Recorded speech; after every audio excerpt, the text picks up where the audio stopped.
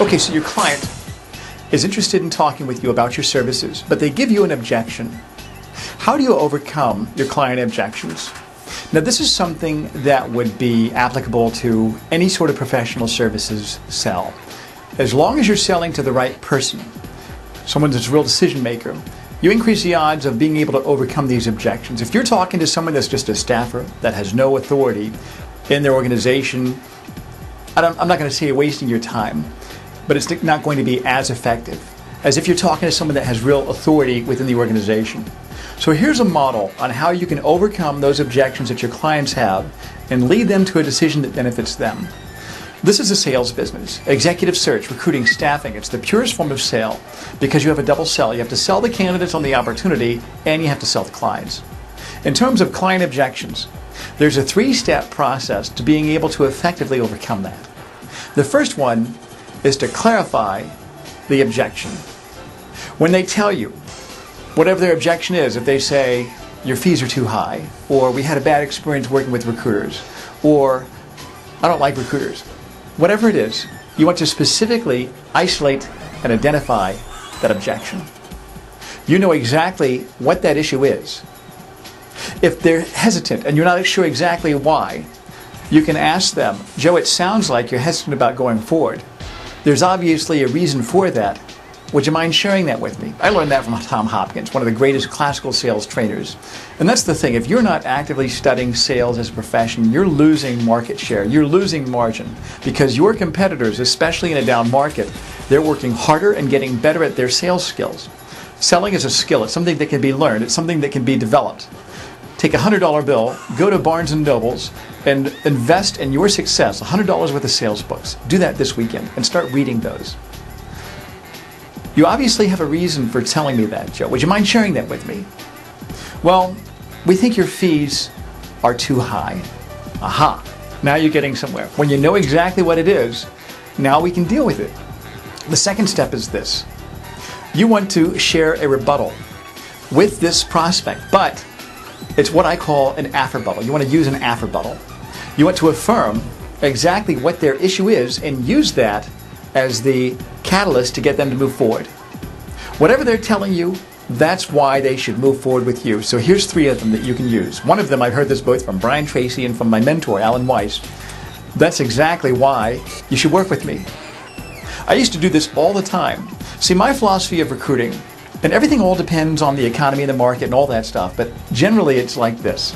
You want to be the best, you want to charge the most, and you want to deliver more value than any of your competitors. When you're doing that, and when you're dealing with people that are in authority within your client, you're going to do fine. You're going to do fine. Charge the most, but be the best and deliver the most value. So, here's where we go. They tell you your fees are too high.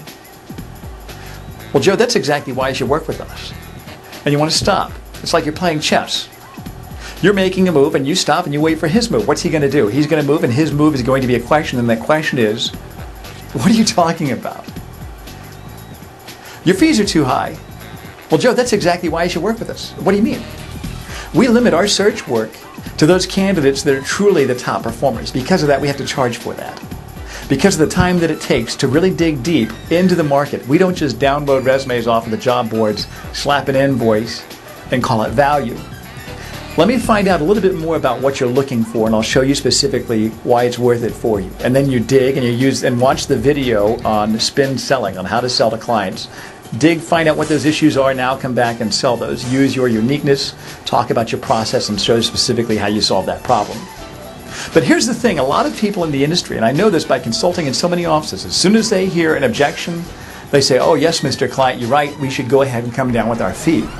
Even if you know that you're going to negotiate your fee, there still has to be a dance. There's a courtship. You don't just lower your fee. You want to kind of struggle with that. I've said things like this to clients. I say, you know what, I don't know if I'd respect myself if I worked at that fee level. I mean, they've never heard that from a recruiter before. What does that say about my perception of my value? I think I'm worth it. If I think I'm worth it, well, there's got to be a reason why I'm hesitating about lowering my fee. In terms of negotiation, whoever wants it the least or whoever needs it the least always wins. Sure, I might have lowered my fee, I might have planned on doing that, but I'm not going to immediately capitulate to what they're asking me. I'm going to see if I can get some concessions out of them when I make my own concessions. But generally, the first rebuttal or after rebuttal is, that's exactly why you should work with us. So whatever they tell you, they say, we don't like recruiters. That's exactly why you should work with us. And you'll figure out what the answer is. Well, you'll see exactly why we do what we do. This will give you a chance to see a real professional executive search firm in action. Maybe you haven't had that opportunity. The second one is this. That's what one of our best clients said the first time we talked with them. So, whatever the objection is, your fees are too high. You know what? That's exactly what one of my clients said the very first time I started working with them. But you know what? They saw our process, they saw the types of candidates we presented them, and now they call us first whenever they have a need. Let me tell you a little bit more about that, but first, Joe, let me ask you some questions about your situation. You want to take whatever they're telling you, use that as a catalyst, as a leverage, to be able to justify why they should work with you and make that segue into your sales. The third after rebuttal is this. We can actually complement what you're already doing. Now, this is something that depends on a case-by-case basis. Maybe you don't want to take a search that another firm is working on. There's one big search firm that worked in the area that I worked in that anytime they had a search, and I knew they had a lot of recruiters, like 100 of them, I would tell my clients, we can actually complement what you're already doing with that firm. What are you talking about? They're a big firm. You're a solo practitioner. I'd say they're a very good firm. They've actually got some powerful ethics within that organization. In fact, when they take a client on board, they don't take any other candidates out of any of their other officers because they have good ethics. The only problem with that is that they've got so many clients in the industry, they don't have as many places they can pull people out of. Because I limit my clientele to just a few select clients, that means I have a greater pool of candidates that I can bring to you. Whatever the issue is, there's always a reason why someone is going to work with you. Sometimes you just have to dialogue with somebody else in the industry. So the first step in this process is to isolate and identify and really clarify what that concern, that objection is. The second step is to use one of those three after rebuttals to move it forward. And the third step is to confirm with the client that it makes sense to them and to gain their agreement to go forward. So when you share that with your client, you say this. Does that make sense, Joe? Yes. Are you okay with that? Yes.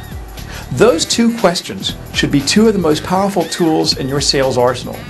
Whenever you explain something to someone, you want to make sure they understand it and they're okay with that. Gain their agreement and their commitment to move forward. When you gain someone's commitment to move forward, you significantly increase the odds of your sale and your deal going forward without any problems at the end. Good luck to you on your sales skills. And remember, invest in your success. Go to the bookstore this evening, buy some sales books, and learn how to sell at a higher level. Because remember, you don't have to be 10 times better than your competitors. You just have to be a little bit better than them. An edge, no matter how slight, is still an edge, and that's all you need to win the business away from your competition.